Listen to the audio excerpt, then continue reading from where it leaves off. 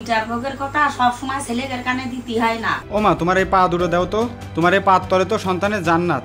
আমি এই তোমার পা ধুয়ে পানি খেয়ে আমার অহংকার দূর করব। ভোগের কাছে জিজ্ঞেস করলি বউরা খ্যাটমাট করে। তোমার ছেলে করো কেন? শুনলাম মার শরীর অনেক খারাপ। ও মা, ভালো আছো? কিরে বাবা, তুই? শরীরটা ভালো নেই বাবা। কেন মা, কি হয়েছে তোমার? আরে বাবা কইস নে, আবার সেই বুকির ব্যথা বেড়ে গেছে। সেই বুকি ব্যথার জ্বালায় কালকে রাত্রি স্ট্রোক করার মতন। তোরা একটু খোঁজ খবরও নিস নে।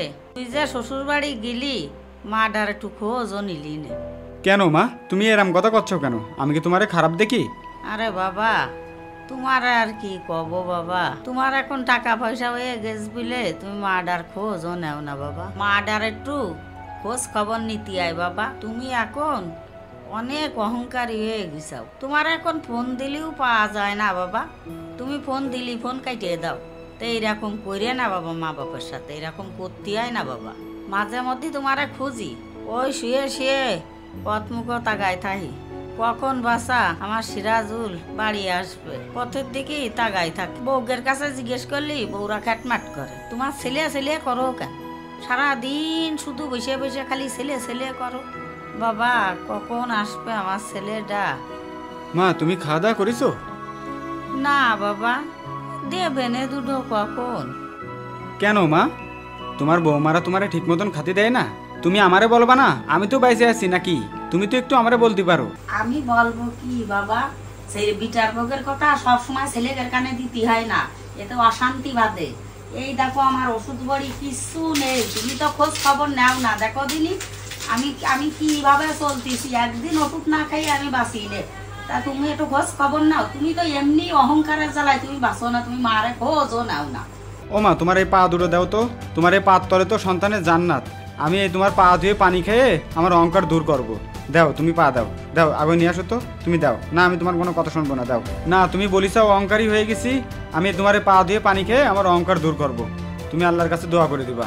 নাও, তুমি যখন শুনবাই না, আমি আল্লাহর কাছে দোয়া করে দিই যাতে তোমার অহংকারীটা আল্লাহ দূর করে দেয়। আমি আল্লাহর কাছে দোয়া করে দিলাম। খুবই তৃপ্তি পেলাম। ও মা, এবার আমার অহংকার আর থাকবে না তো?